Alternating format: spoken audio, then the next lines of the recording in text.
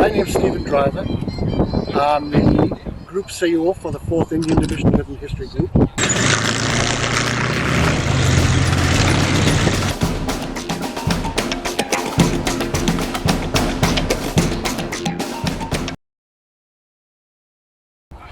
We've been depicting the 4th Indians now for approximately 23 to 24 years.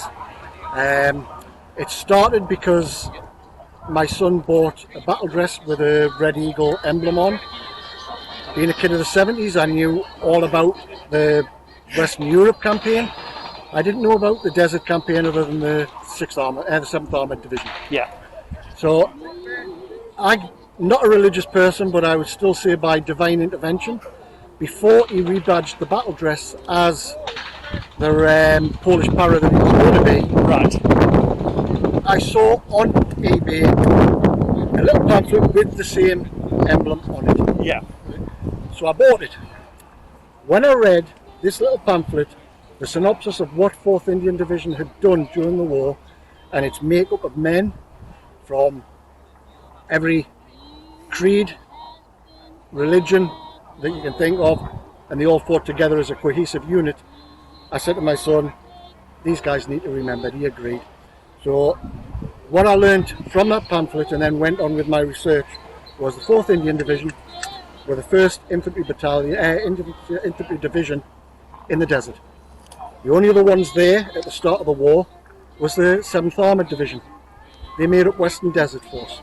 There was no 8th Army then. The campaign started when the Italians invaded Egypt.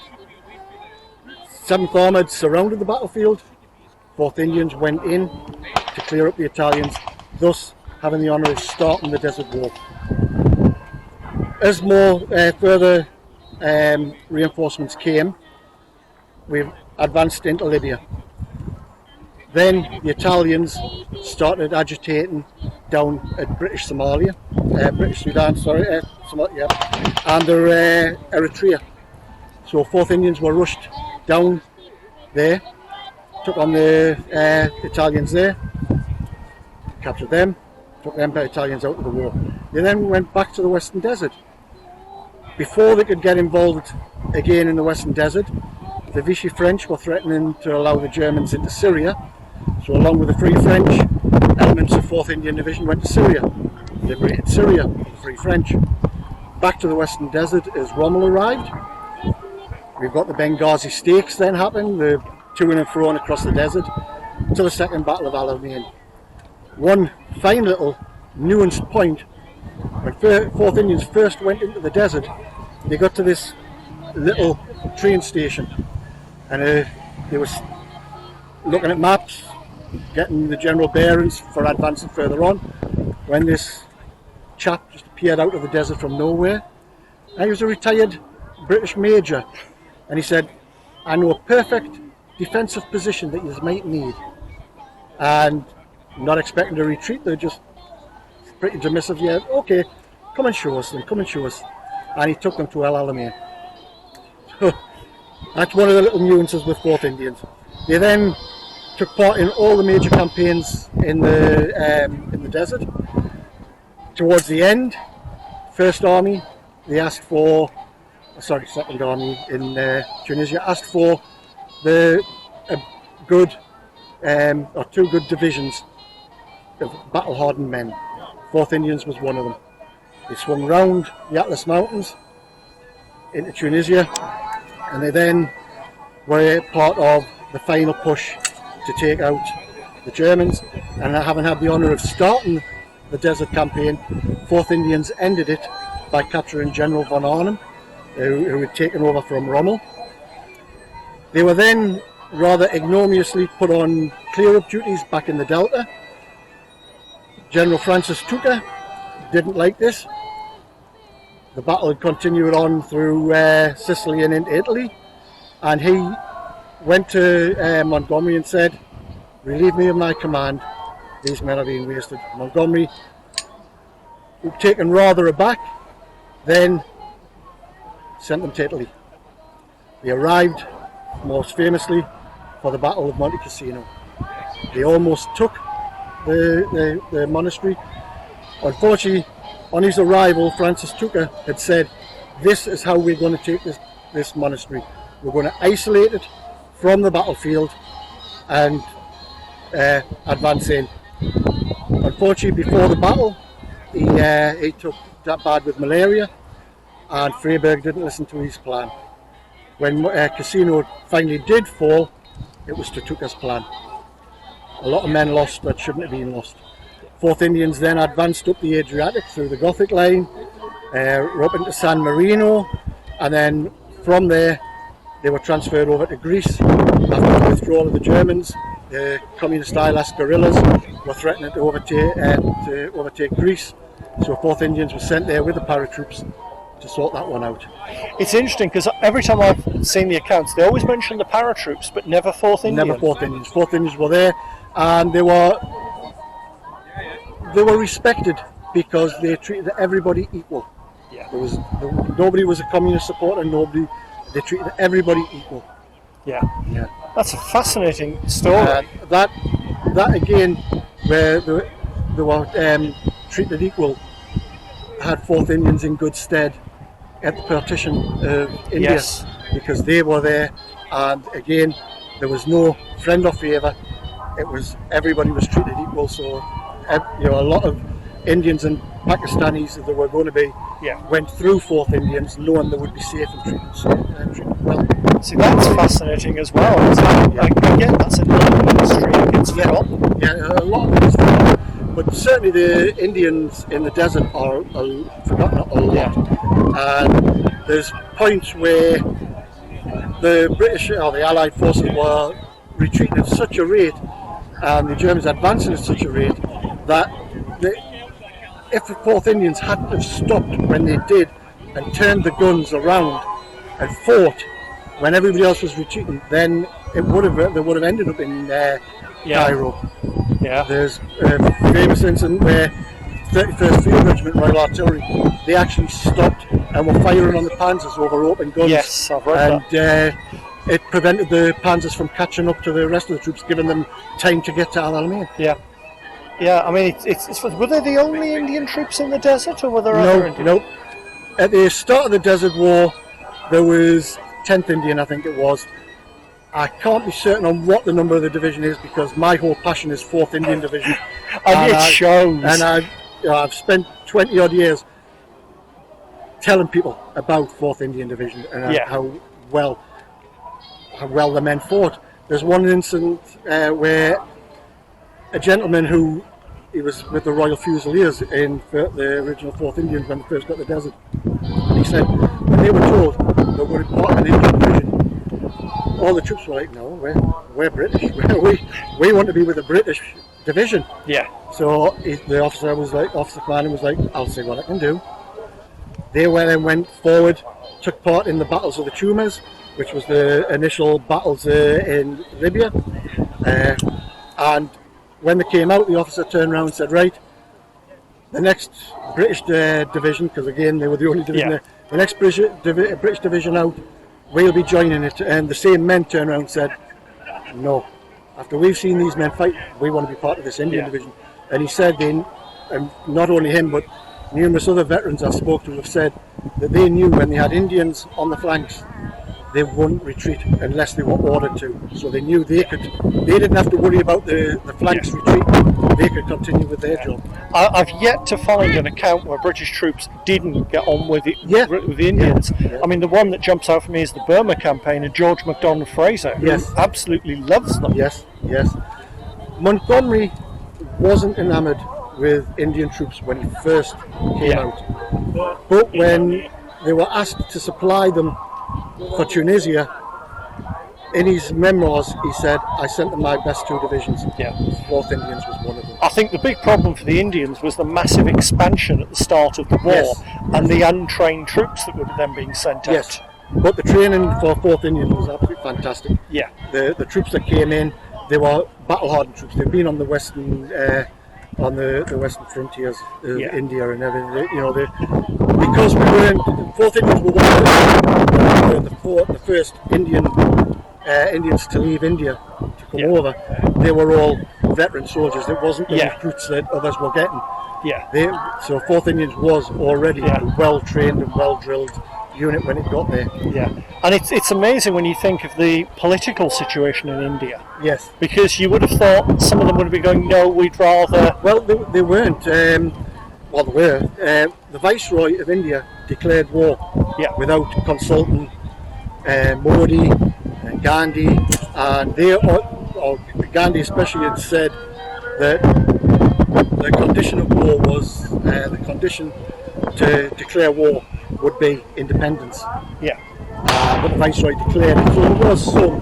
Yeah. But when you think men volunteered for the British Indian Army, every one of them was a volunteer. Everybody volunteered to It's absolutely fascinating. You look at that. And I think part of the problem from the sources is so few of them were particularly literate. So they never wrote their memoirs the way that we get it. Yes. And the memoirs is what they do is scattered around remote villages. Yeah. Are in 2 separate countries now. We had men from Silence. They're scattered around these villages, and a lot of the memories are oral memories now, and we haven't got the resources to go out there and record those oral. I believe there is a project where they are trying to do what they can, but there are so few now. There is a project in India as well. I was talking to a retired brigadier, contacted me just through a comment I'd made that Von Arnhem's coach, his bus, was sent to India to raise money for war bonds. Okay. So he contacted me and said, have I got any more information? I said, I haven't got information, but I've got a photograph of it. So he's went away. I haven't heard anything back from him, but he was going to try scouring to find if Von Arnhem's caravan is still in India. That would be fascinating yes, to find. That's what I love, is the little footnotes of history. Yes. Footnotes of history, I love them. I love them. There's one in 4th Indian Division. The officers haven't been getting their whiskey, and this is in the Gurkhas. And the Gurkha quartermaster is told to only give half bottles of whiskey. That's all they can do. A new supply delivery arrives, 4 bottles of whiskey. So the brigadier's like, go down and get me a bottle of whiskey to his subaltern. So he goes down there and asks for a bottle of whiskey.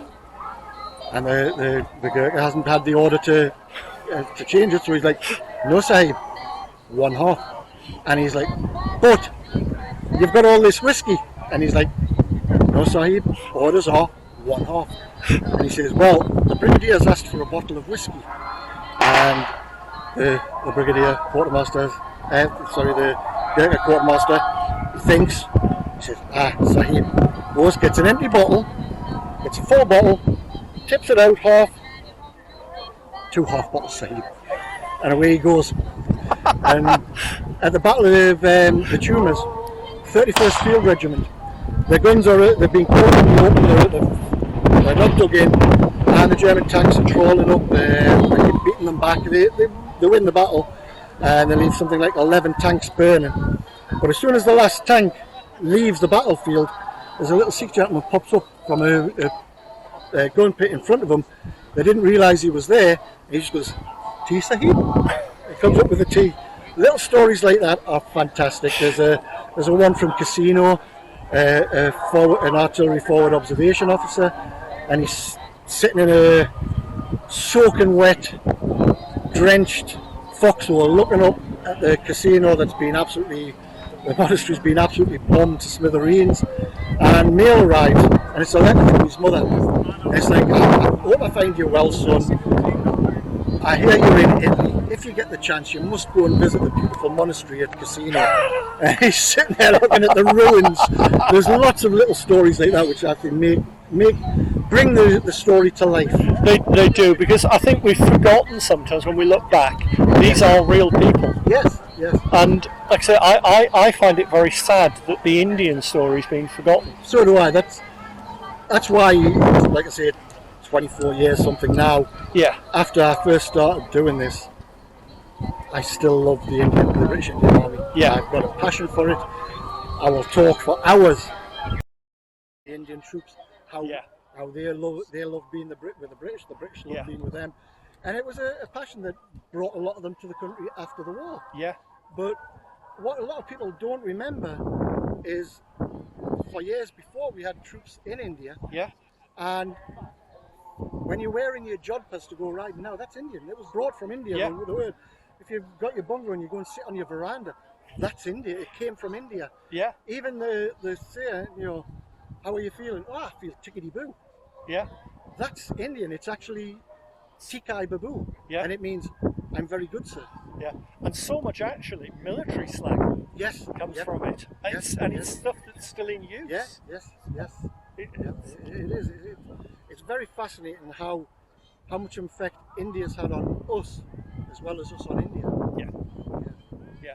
There really was a love, wasn't there, between the two countries? There was. Okay, we did things wrong. Politically, things were done wrong. Yeah. But culturally, that both countries run in each other's blood. Yeah. Yes. Yeah.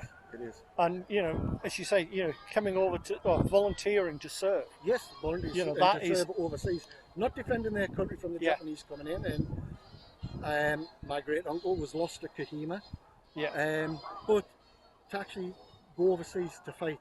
Yeah. And one of the other things, stepping away from 4th Indian Division, do you yourself know that the Indian Service Corps Mule Company was at Dunkirk? Yes, I did. I think I even referenced it on one of my videos. Yeah. And then they came back and they went to the Highlands. And Yeah. they trained with the Highland Division in the Highlands. And I found this just by somebody mentioning they had found a mule shoe, and did I know of any mule companies in? And I just started doing research, and then I found a photograph of an Indian mule company with the Highland Division. I'm like, wow. Yeah. Little stories like that you don't know, just comes little threads. You pull a thread and a whole story starts to come. That's it. I mean, the one that did it for me was, I'm a wargamer, and there's a game called brain's gone blank by Osprey. I'm broken, and it's about the LRDG. Yes. And I looked on the cover, and it's got an Indian soldier. Yes. Okay, that was it. Yeah, the Indian Patrol. The Indian Patrol, which again nobody has heard of, and I will do a video when I can get round to it. Yes. And as we've got the LRDG vehicle behind us, they would come in to the 4th Indian Division for resupply because we had their food.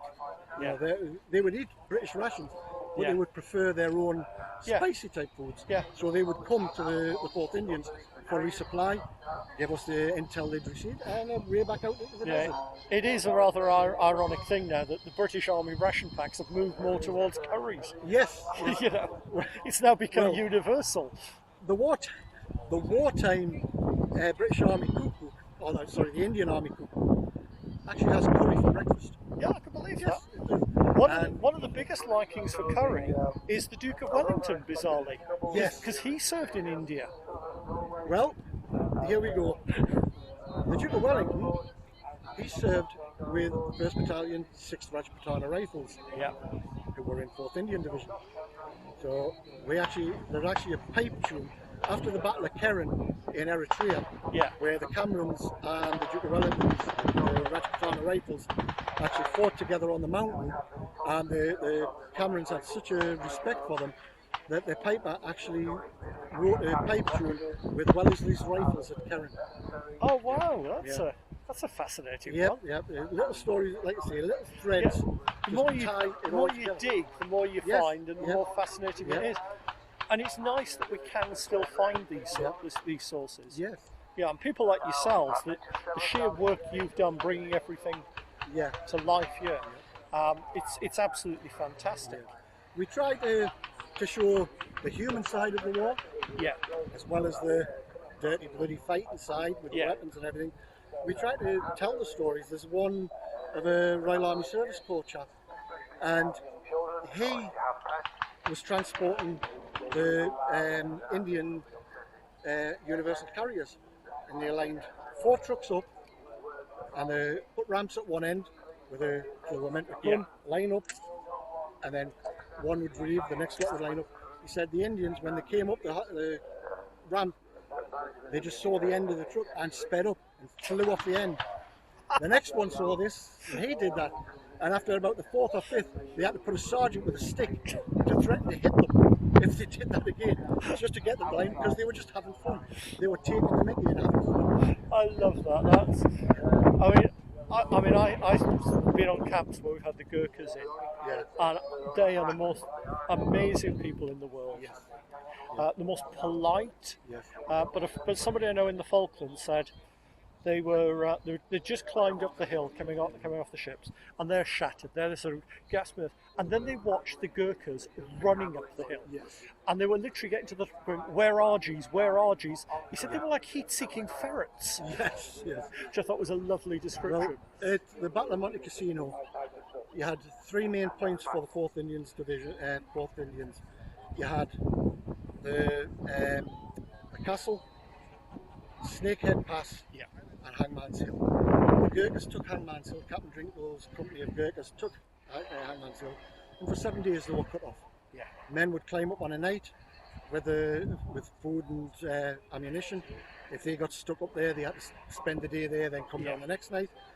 And at the end of it, they decided, you know, the battle's a stalemate. We can't leave the Gurkhas exposed out there. When they went, the 3 officers went up to separate routes to relieve them. They got there, and the Gurkhas said, "No, we're not leaving.